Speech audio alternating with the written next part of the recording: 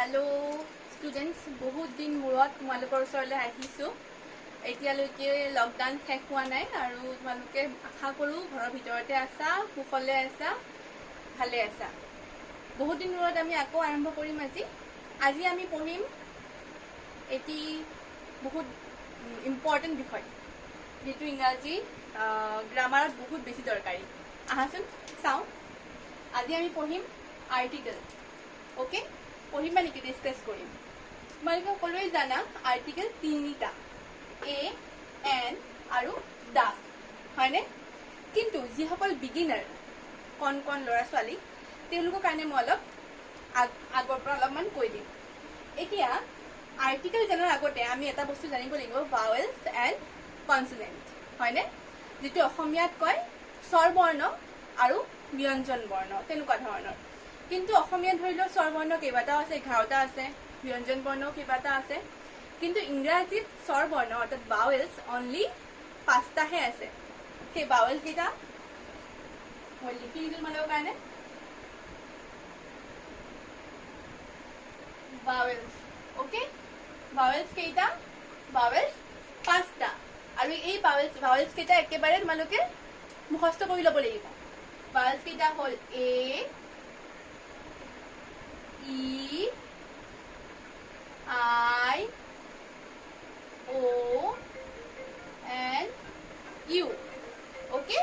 এইকেইটা একেবাৰে তোমালোকে মনত কৰি লোৱা, A, E, I, O, U, okay? আৰু এইকেইটাক বাদ দি যিকেইটা বাকিবোৰ লেটাৰ্ছ আছে ইংৰাজী, ধৰি লোৱা এই ইয়াতে আছে নহয়, B, C, D, F, G, H, J, K, এইদৰে এইবোৰ বাদ দি যিবোৰ লেটাৰ্ছ আছে সেইবিলাকক কয় কনসোনেন্ট, ওকে? ভাৱেল কনসোনেন্টৰ যেটো কনসেপ্টটো ক্লিয়াৰ হ'ল নে? আশা কৰিছো ক্লিয়াৰ হৈছে। এতিয়া আমি আৰ্টিকেললৈকে যাম পুনৰ। ভাৱেল কেইটা লিখি ল'বা আৰু কনসোনেন্ট কেইটাটো মনত থাকিব। ভাৱেলছ কেইটা মনত থাকিলে কনসোনেন্ট কেইটা উলিয়াই ল'ব পাৰিবা,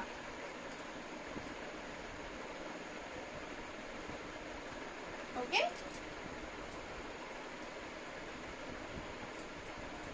এতিয়া আহা এ লৈ, ওকে? এতিয়া চোৱা, আৰ্টিকেল আমি ধৰি লোৱা এটা আপেল খাইছো, তো আমি এ আপেল নকওঁ, আমি কওঁ এন আপেল। কিন্তু ধৰি লোৱা আমি এটা বলেৰে খেলিছো, তেতিয়া আমি এন বল নকওঁ, এ বল কওঁ, হয়নে? এই ডিফাৰেন্সবোৰ কিয় আহে সেইবিলাকে আমি পঢ়িম। চোৱা, আমি প্ৰথমে ষ্টাৰ্ট কৰিম এৰ পৰা, ওকে? এ তোমালোকে জানিব লাগিব এ কোনবোৰ লেটাৰ্ছৰ কোনবোৰ ৱৰ্ডছৰ আগত বহে। এই লেটাৰটো কনসোনেন্টৰ আগত বহে। যিকেইটা ৱৰ্ড আৰম্ভণি কনসোনেন্টৰে হয়, ধৰি লোৱা এই মাত্ৰ কলো বল, BALL বল, ইয়াৰে আৰম্ভণিৰ যিটো লেটাৰ সেইটো এটা কনসোনেন্ট হয়, ওকে?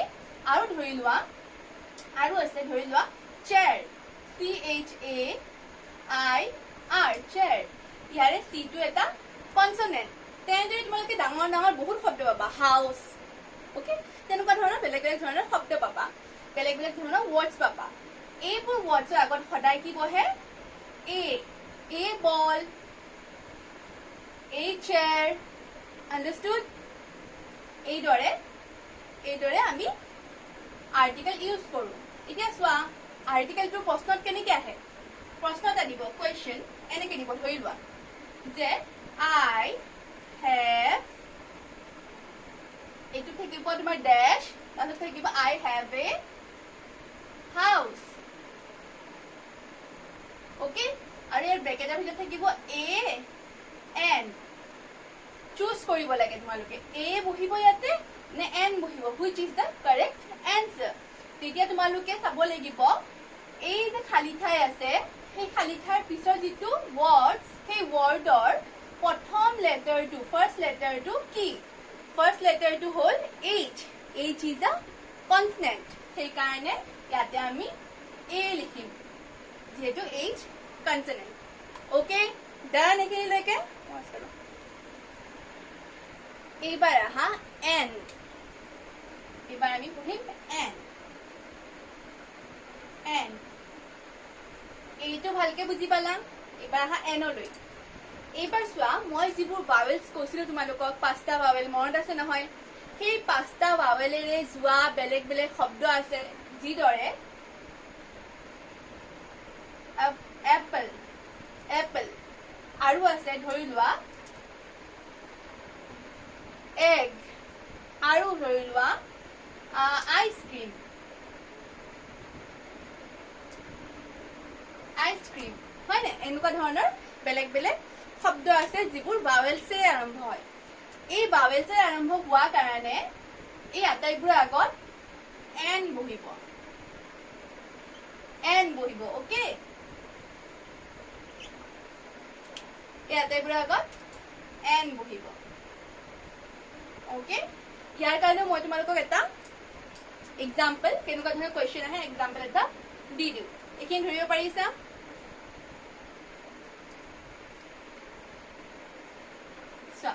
question to আহিব এনেকুৱা question okay question to আহিব Rita gave me dash Rita gave me dash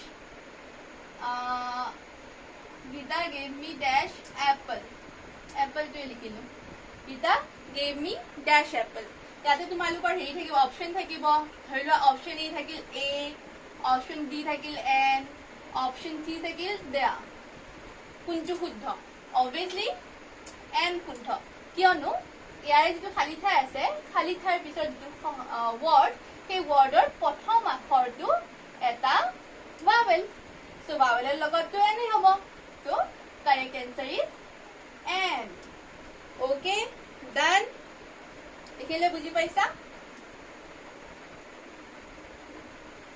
এইবাৰ দা কিন্তু দা লৈ যোৱাৰ আগতে মই তোমালোকক এটা ইম্পৰ্টেণ্ট বস্তু কৈ দিওঁ বহুত ইম্পৰ্টেণ্ট বহুত বেছিক এটা চোৱা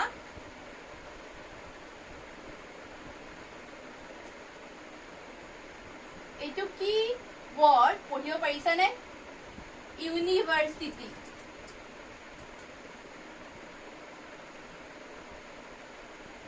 ইউনিয়ন হয় আৰু এইফালে চোৱা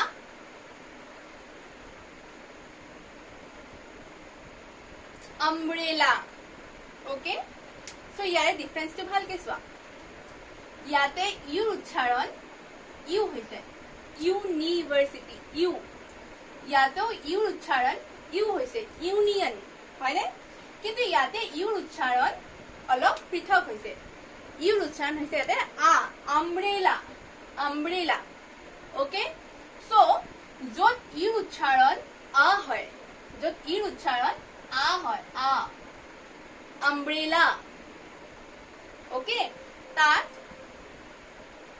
n ইউজ কৰিবা okay but যত ইউৰ উচ্চাৰণ নহয় ইউৰ উচ্চাৰণ হয় ইউ যত ইউৰ উচ্চাৰণ ইউ হয় ওকে যেনেকৈ ইয়াতে হৈছে ইউনিভাৰ্চিটি ইউনিয়ন এনেকুৱা ধৰণৰ শব্দবিলাকত তোমালোকে এ ইউজ কৰিবা a university university okay a union an union নহয় আন্ডাৰস্টুড এইটো বহুত ইম্পৰ্টেণ্ট কথা আৰু এইটো এক্সামত বহুত বেছি আহে কাৰণ এইটো এটা ইউ এটা ভাৱেল হয় কিন্তু ইউ ভাৱেল হোৱা স্বত্তেও ইউ উচ্চাৰণৰ ওপৰত ভিত্তি কৰি আমাৰ আৰ্টিকেল চেঞ্জ হৈ যায় গতিকে কনফিউজন লগাবৰ কাৰণে এইটো কুৱেশ্যন বহুত আহে মনত ৰাখিবা এনেকুৱা আৰু এটা আছে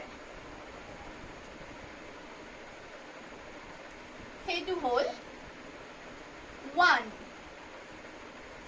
ওৱান ইয়াতে ওৰ উচ্চাৰণ এইটো চোৱা ওৱান অ'কে আকৌ এইটো চোৱা onion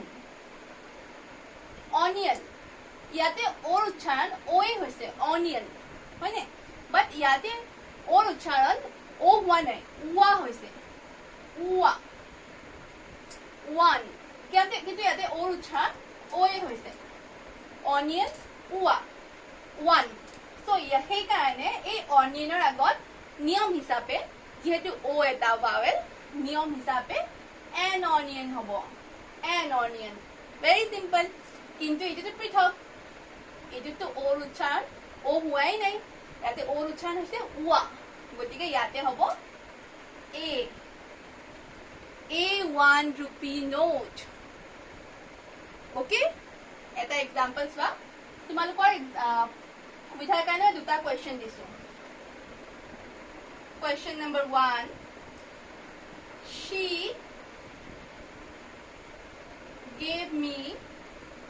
she gave me dash 1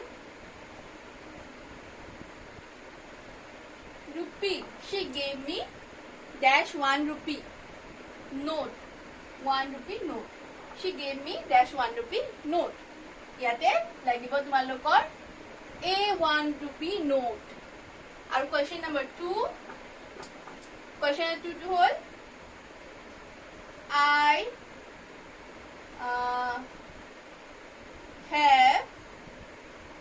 I have dash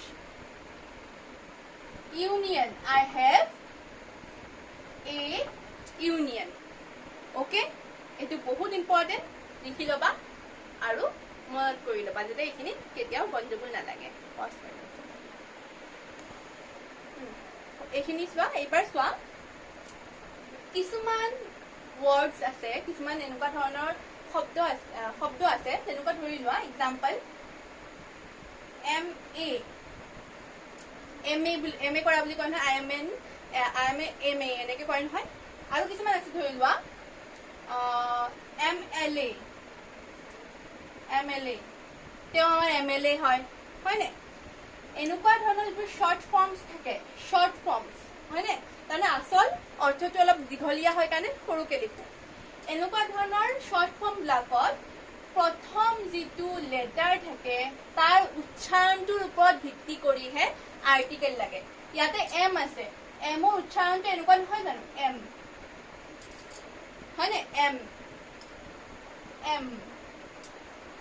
হয়নে আল্টিমেটলি এ উচ্চাৰণ হয় আগতে গতিকে এনেকুৱা শ্বৰ্ট ফৰ্মবিলাকতহে দেই বাকীবিলাকত নহয় এনেকুৱা শ্বৰ্ট ফৰ্মবিলাকত যদিহে প্ৰথম যিটো লেটাৰ থাকে তাৰ উচ্চাৰণ ভাৱেলেদি হয় তেতিয়াহ'লে তাত কিন্তু এনহে হ'ব যদিও কনসনেন্ট এম এটা কনসনেন্ট বাট ষ্টিল তাত আমি ভাৱেলৰ নিচিনা উচ্চাৰণ হোৱাৰ কাৰণে আমি এনহে ইউজ কৰিম এন MLA এন MA মনত ৰাখিবৰ কাৰণে বহুত উজু যদি শ্বৰ্ট ফৰ্ম হয় তেতিয়াহ'লে প্ৰথম লেটাৰটো চাবা তাৰ উচ্চাৰণটো কেনেকুৱা এম এই উচ্চাৰণ এম হয়নে গতিকে উচ্চাৰণৰ ওপৰত ভিত্তি কৰি আৰ্টিকেল এনহে ইয়াত ইউজ কৰা হ'ব then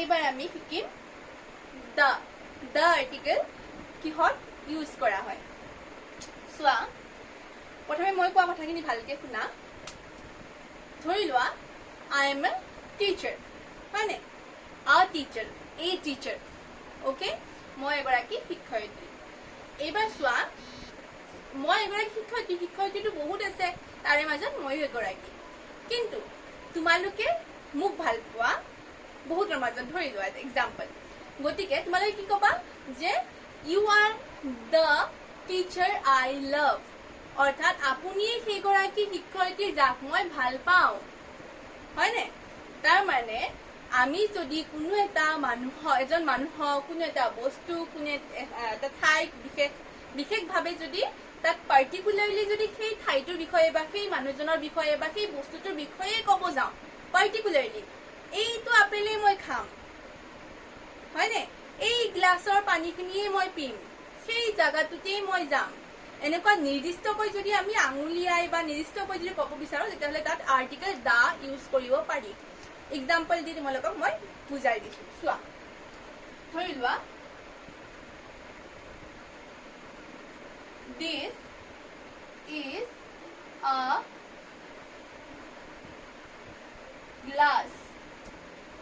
is a glass obviously a লাগিব কিয়নো গ্লাছৰ যিটো এটা কনসনেন্ট ওকে এবাৰ এইটো লাইনকে চোৱা আকৌ লিখি দিছো this is the glass I like the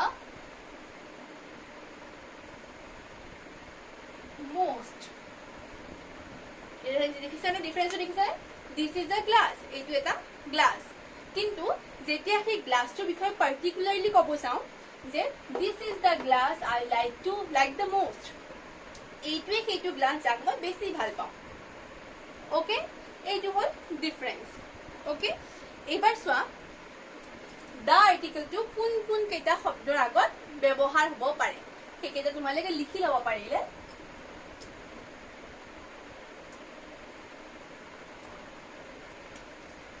এক নম্বৰ কিতাপৰ নামৰ আগত বুকছৰ নামৰ আগত দা ব্যৱহাৰ কৰা হয় যেনে দা wings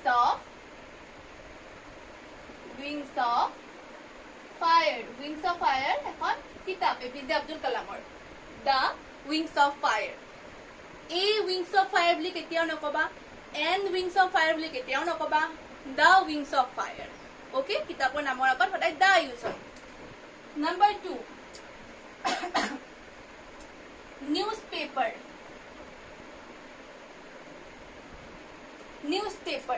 নিউজপেপাৰৰ নামৰ আগত সদায় দা ইউজ হয় যেনে এক্সাম্পল চোৱা দা আসাম ট্ৰিবিউন ওকে নিউজপেপাৰৰ নামৰ আগত সদায় দা ইউজ হয় নাম্বাৰ 3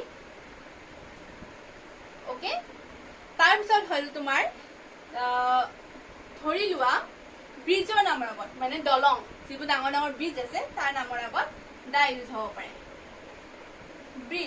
ব্ৰিজৰ নামৰ আগত দা ইউজ হ'ব যেনেকে দা নৰনাৰায়ণ সেতু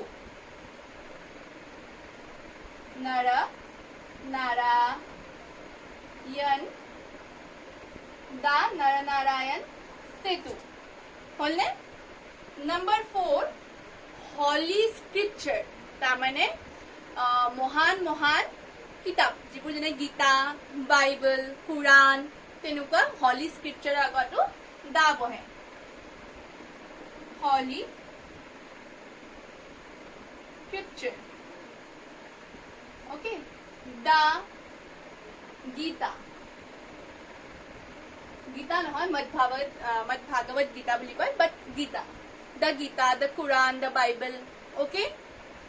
আৰু আছে যেনে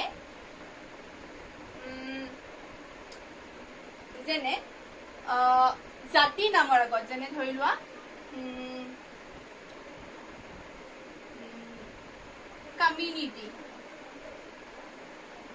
কমিউনিটি বুলি লিখিলো ধৰি লোৱা we are the Assamese Assamese people আচ্ছা এইখিনি কথা কওঁতে এটা কথাটো একদম বহুত দৰকাৰী যাতে মই মেনশ্যন কৰি দিওঁ এইখিনিতেই কাৰণ পিছলৈ কনফিউজন হ'ব পাৰে তোমালোকৰ আছামিজ মানে মানুহকো আছামিজ কয় আমিও আছামিজ মানে ময়ো আছামিজ তুমিও আছামিজ হয়নে আছামিজ মানুহকো কয় বাট আমি যিটো লেংগুৱেজ ইউজ কৰোঁ তাকোতো আছামিজ বুলিয়ে কয় আমি যিটো এতিয়া ইউজ কৰি আছোঁ হয়নে লেংগুৱেজৰ আগত কিন্তু কেতিয়াও দা ইউজ নহয় অকল কমিউনিটি অৰ্থাৎ আমাৰ মানুহ মানে জাতিটোৰ আগতহে দা ইউজ হয় ধৰি লোৱা এটা এক্সাম্পল দিওঁ মই the Assamese people speak Assamese বুজি পাইছা the Assamese people speak Assamese মানে লেংগুৱেজৰ আগত দা ইউজ কৰিব নোৱাৰি আমি এনেকৈ ক'ব নোৱাৰোঁ যে the Assamese people speak the Assamese সেইটো ইনকাৰেক্ট ৰং the Assamese people speak Assamese okay Gujarati people speak Gujarati. The Gujarati people speak Gujarati. Very simple. Okay? Ekhi likhi laba. Number 6. Nod nodi namor agot da use hoy. Rivers. Jane da Kapili. Okay? The Kapili. Number 7. সাগৰ মহাসাগৰৰ নামৰ আগতো দা use হয় seas and oceans হয়নে যেনে ধৰি লোৱা the Indian Ocean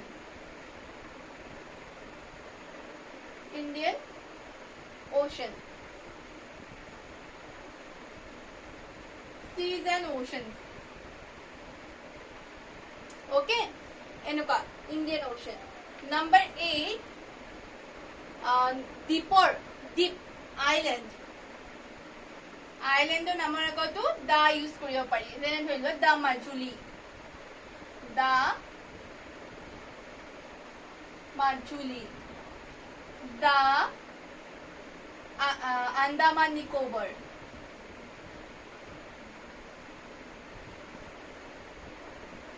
Andaman Nicobar. Hol. Tar pisot number 9, mountain. Mountain. Pahar, porbot, hoy ne? Porbot. Mountain or agotu da bohe. Jene ekdom bahut dangor example or bahut important, the Himalayas. The Himalayas. Okay? Ekhini mot rakhiba. Bahut important. Ite soasun moi imato tumalok koisilu bridgeor namor agot da bohe. Jene ki da Narayan Setu, da Saraighat bridge. Okay? এতিয়া কিছুমান দলং মানুহৰ নামৰ ওপৰতো আছে ধৰি লোৱা এই মাত্ৰ ভূপেন হাজৰিকা যিটো দলং আমাৰ এছিয়াৰ দীঘল দলং হয়নে গতিকে সেই তেনেকুৱা ধৰণৰ মানুহৰ বিশেষ মানুহ এজনৰ নামে দিও কিছুমান দলঙৰ নাম কোৱা হয় যদিহে দলং হয় জেগাটো ওকে আৰু সেই মানুহজন বিশেষ হয় ভূপেন হাজৰিকা এজন বিশেষ মানুহ হয় নে হয় গতিকে অবভিয়াসলি তেও নাম যেহেতু ইউজ কৰা হৈছে দলঙৰ আগত গতিকে তেও নামৰ আগত দা ইউজ কৰিব পাৰি দা ভূপেন হাজৰিকা সেতু কিন্তু ধৰি লোৱা এটা বিল্ডিং আছে ওকে বিল্ডিংটো মোৰ নামে দি কৰি দিয়া হৈছে উষা বিল্ডিং তো দা উষা বিল্ডিং কেতিয়াও ক'ব নোৱাৰা কাৰণ Usha is not a famous person হয় স্পেশাল পাৰসন নহয় তেনেকুৱা ধৰণৰ ধৰি লোৱা কিছুমান জেগা থাকে সেই জেগাবিলাকৰো নামত দা ইউজ কৰিব নোৱাৰি ওকে বিশেষ মানুহ হ'ব লাগিব আৰু লগতে বস্তুটো যিটো মানে বস্তু যিটো জেগাত নামাকৰণ কৰিছে সেই জেগাটো বহুত স্পেশাল হ'ব লাগিব তেতিয়া আমি দা ইউজ কৰিব পাৰো বাট সাধাৰণতে মানুহৰ নামৰ আগত দা ইউজ কেতিয়াও নহয় দা উষা দা গৌতম দা ৰূপালী এনেকুৱা কেতিয়াও ইউজ কৰিব নোৱাৰি ওকে তো আমি আজি শিকিলো এ এন আৰু দা ক'ত ক'ত ব্যৱহাৰ কৰা হয় আৰু লগতে এইখিনিও জানিব পাৰিলা যে কোনবোৰ বস্তুৰ আগত দা কেতিয়াও ব্যৱহাৰ কৰিব নোৱাৰি ল্যাঙ্গুৱেজৰ আগত কেতিয়াও দা ব্যৱহাৰ কৰিব নোৱাৰি মানুহৰ নামৰ আগত কেতিয়াও দা ব্যৱহাৰ কৰিব নোৱাৰি হয়নে কিন্তু এটা কথা মনত ৰাখিবা মানুহৰ নামেদি যদি বিশেষ এটা বস্তুৰ নাম দিয়া হৈছে তাত দা ইউজ কৰিব পাৰি ওকে তো মই ভাবিলো তোমালোকে আৰ্টিকেলৰ বিষয়ে ভালেখিনি জ্ঞান অৰ্জন কৰিছা আৰু মই দিয়া নোটছখিনি তোমালোকে লিখি লৈছা যদি কিবা ধৰণৰ সমস্যা কিবা ধৰণৰ প্ৰবলেমছ বুজি পোৱাত অসুবিধা বা মোৰে ধৰি লোৱা কিবা ধৰণৰ বুজাওতে অসুবিধা হৈছে বা মই বুজাব পৰা নাই তেতিয়াহ'লে তোমালোকে কিন্তু কমেণ্টত মোক সেইখিনি আঙুলিয়াই দিবা বা কমেণ্টত তোমালোকে কুৱেশ্যনো কৰিব পাৰা কিয়নো আমি ডিছকাছহে কৰি আছোঁ মই তোমালোকক শিকাই থকা নাই হয়নে we are discussing and we are enjoying our session হয় এনেকৈ ধৰণে আমি ছেশ্যন চলাই যাম আশা কৰি তোমালোকে ভাল পাবা লাইক কৰিবা কমেণ্ট কৰিবা শ্বেয়াৰ কৰিবা থেংক ইউ